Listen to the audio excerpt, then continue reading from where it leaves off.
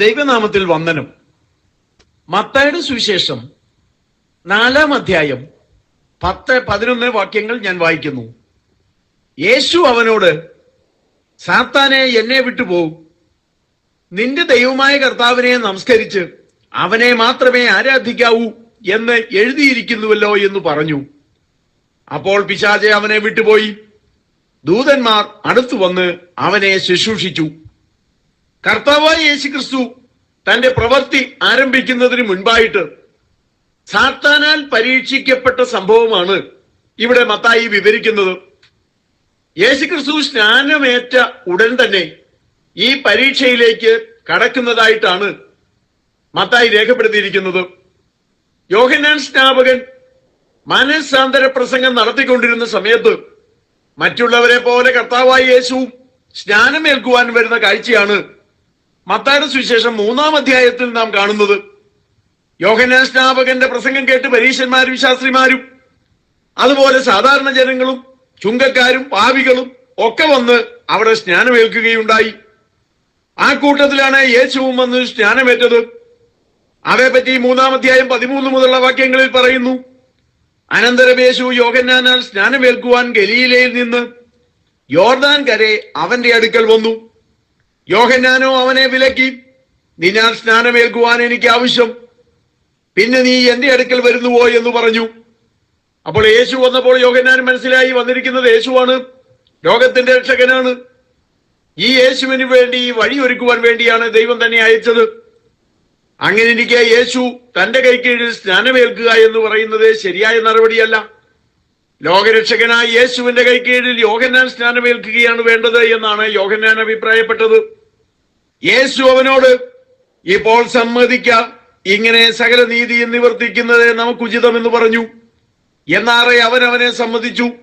അതായത് യോഹന്നാൻ സ്നാപകൻ പറഞ്ഞു, നീ എന്നെ സ്നാനപ്പെടുത്തണം, അല്ലാതെ ഞാൻ നിന്നെ സ്നാനപ്പെടുത്തുകയല്ല വേണ്ടത്. എന്നാൽ യേശു പറഞ്ഞു, അങ്ങനെയല്ല, നീ ഇപ്പോൾ സമ്മതിക്കാം, ഇങ്ങനെ സകല നീതിയും നിവർത്തിക്കുന്നത് നമുക്ക് ഉചിതമെന്ന് പറഞ്ഞു. മാനസാന്തര സ്നാനം നടത്തിക്കുവാൻ വേണ്ടിയാണ് യോഹന്നാൻ സ്നാപകനെ ദൈവം അയച്ചത്. അതേപ്പറ്റി പറഞ്ഞിരിക്കുന്നത്, ദൈവം അയച്ചിട്ട് ഒരു മനുഷ്യൻ വന്നു, അവന് യോഹന്നാൻ എന്ന് പേരെന്നാണ്. അങ്ങനെ ദൈവമാണ് യോഹന്നാൻ സ്നാപകനെ സ്നാനം നടത്തുവാൻ വേണ്ടി ഭൂമിയിലേക്ക് അയച്ചത്. അതുകൊണ്ട് യേശു പറയുകയാണ്, നീ എന്നെ സ്നാനപ്പെടുത്തണം, കാരണം ദൈവം നിന്നെ സ്നാനപ്പെടുത്തുവാൻ വേണ്ടി അയച്ചതാണ്.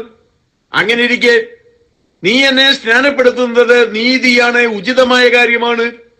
അതുകൊണ്ട് കർത്താവ് പറഞ്ഞു, നീ എന്നെ സ്നാനപ്പെടുത്തുക, അങ്ങനെ സകല നീതിയും നിവർത്തിക്കുന്നതേ നമുക്ക് ഉചിതമെന്ന് പറഞ്ഞു. ഈ ഭാഗം വായിക്കുമ്പോൾ പലപ്പോഴും എനിക്ക് തോന്നുന്നത് നമ്മുടെ ഇന്നത്തെ സമുദായക്കാരൊക്കെ പറയുന്ന ന്യായങ്ങളാണ്.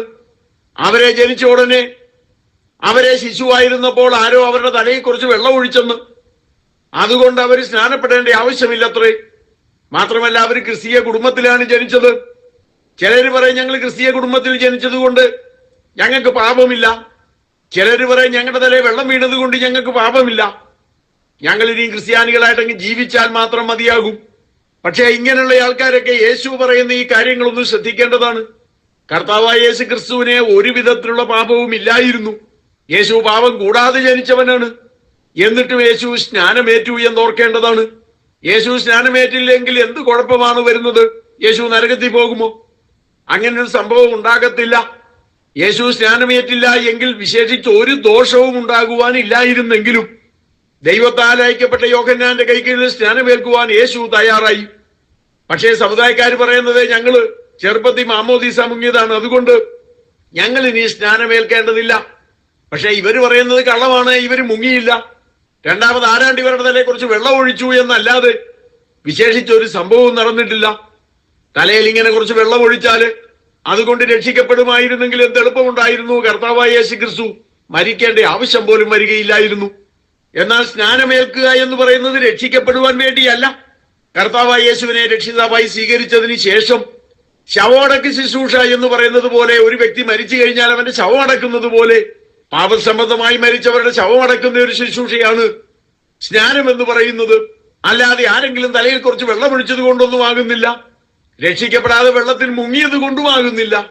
ഒന്നാമതായി കർത്താവായ യേശുവിനെ രക്ഷിതാവായി സ്വീകരിക്കുക, അങ്ങനെ വീണ്ടും ജന്മം പ്രാപിക്കുക.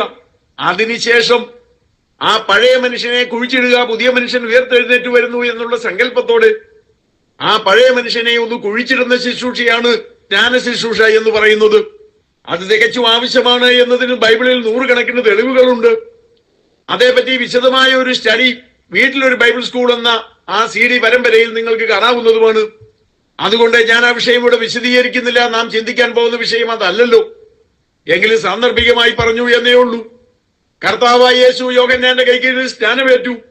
ഈ കർത്താവിന്റെ മുമ്പിൽ പോയി നിന്നിട്ട് ഇവർക്ക് ആർക്കെങ്കിലും കർത്താവെ സ്നാനം ആവശ്യമുള്ള കാര്യമൊന്നും അല്ലായിരുന്നു, അതുകൊണ്ടാണ് ഞങ്ങൾ ഏൽക്കാഞ്ഞത് എന്ന് പറഞ്ഞ് ജയിക്കാൻ ഒക്കുമോ എന്ന് കണ്ടറിയേണ്ടതാണ്. പാപമറിയാത്ത യേശുവിന് സ്നാനം ആവശ്യമായിരുന്നെങ്കിൽ യേശുവിനേക്കാൾ വലിയവരൊന്നുമല്ലല്ലോ ഈ സമുദായക്കാരെ. അവർക്ക് തീർച്ചയായും സ്നാനം ആവശ്യമാണ്. പക്ഷേ രക്ഷിക്കപ്പെട്ടതല്ലെങ്കിൽ അവർക്ക് സ്നാനത്തിന്റെ ആവശ്യമൊന്നുമില്ല. രക്ഷിക്കപ്പെട്ടവർക്ക് സ്നാനം ആവശ്യവുമാണ്. സമുദായക്കാരങ്ങനൊക്കെ പറയുമ്പോൾ പെന്തക്കോസുകാരിപ്പോ പറയാൻ തുടങ്ങിയിട്ടുണ്ട്, സമുദായക്കാരും ക്രിസ്ത്യാനികളല്ലേ, യേശുവിനെ സ്വീകരിക്കുന്നവരല്ലേ, അവരും ദൈവമക്കൾ തന്നെയാണ്, സ്നാനത്തിന്റെ കുറവുണ്ടെന്നല്ലേ ഉള്ളൂ, എന്നാലും നരകത്തിലൊന്നും പോകത്തില്ല. സുവിശേഷം പ്രചരിപ്പിക്കാനെന്നും പറഞ്ഞ് ചാനൽ ഉണ്ടാക്കിയവർക്ക് ഇത് തന്നെയാണ് ന്യായം. കത്തോലിക്കനായാലും യാക്കോബക്കാരനായാലും മർത്തോമക്കാരനായാലും ആരായാലും ശരി, അവരെല്ലാം ക്രിസ്ത്യാനികളാണ്.